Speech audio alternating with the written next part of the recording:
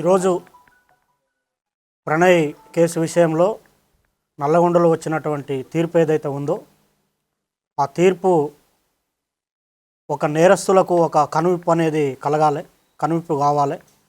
ఎందుకంటే మా బాబు ప్రణయ్ హత్య జరిగినప్పుడు ఇదే చివరి హత్య జరగాలని చెప్పి జస్టిస్ ఫర్ ప్రణయ్ అని చెప్పి చాలా మేము పోరాటం చేశాము. కానీ ఆ హత్య తర్వాత కూడా చాలా హత్యలు జరగటం అనేది జరిగింది. అయితే ఈ హత్య తర్వాత జరిగినటువంటి హత్యలు చేసిన వాళ్ళకి కానివ్వండి, కులాన్ని పట్టుకొని వేలాడే వాళ్లకు, కుల దురంకార హత్యలు చేసే వాళ్లకు, తర్వాత కన్న కూతుర్లను చంపుకునే వాళ్లకు, కన్న కొడుకులను చంపుకునే వాళ్లకు, అవతలి వ్యక్తులను చంపే వాళ్లకు కులం పేరుతోని ఈ యొక్క తీర్పు అనేది కనువిప్పు కావాలని నేను కోరుకుంటున్నాను. వాస్తవంగా ఈ ఇన్సిడెంట్ తర్వాత మీ అందరికీ తెలుసు, చాలా లాస్ అయిపోయాం మేము. ఇప్పుడు మాకు కొడుకు లేకుండా పోయాడు, అమృతకి భర్త లేకుండా, తర్వాత నా మనవనికి తండ్రి లేకుండా పోయాడు. తర్వాత మారుతిరావు ఆయన అమృత ఫాదర్ ఆయన కూడా సూసైడ్ చేసుకున్నాడు. తర్వాత ఈ ఇందులో ఉన్నటువంటి 7 మందికి సుభాష్ శర్మకి ఉరిశిక్ష, తర్వాత మిగతా 7గురికి 6 మందికి జీవిత ఖైదు విధించడం అనేది జరిగింది.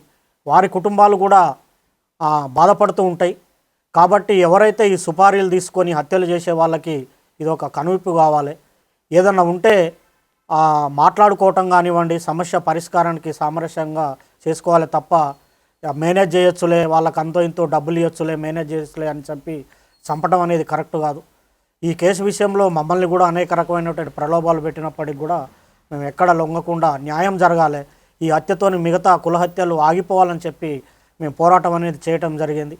6.5 సంవత్సరాలు మేము ఎదురు చూసాము న్యాయం కోసం, మేము సాక్ష్యం చెప్పి.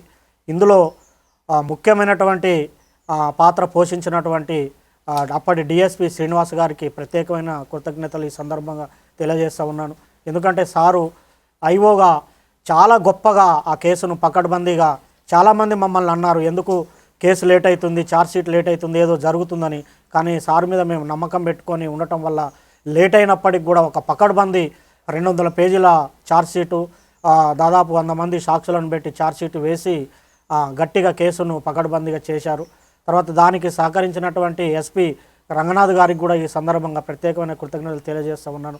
సార్ ఆధ్వర్యంలో మంచి టీము సుభాష్ శర్మను ఆ రోజు వెళ్ళి పట్టుకోవటము, తర్వాత నిందితులందరినీ పట్టుకోవటం విషయంలో కూడా సారు అనేకమైనటువంటి టెక్నిక్స్ ఉపయోగించి, టెక్నికల్ ఎవిడెన్స్ ఉపయోగించి తర్వాత ఈ సాక్ష్యాలను కూడా ప్రొడ్యూస్ చేయడం అనేది జరిగింది.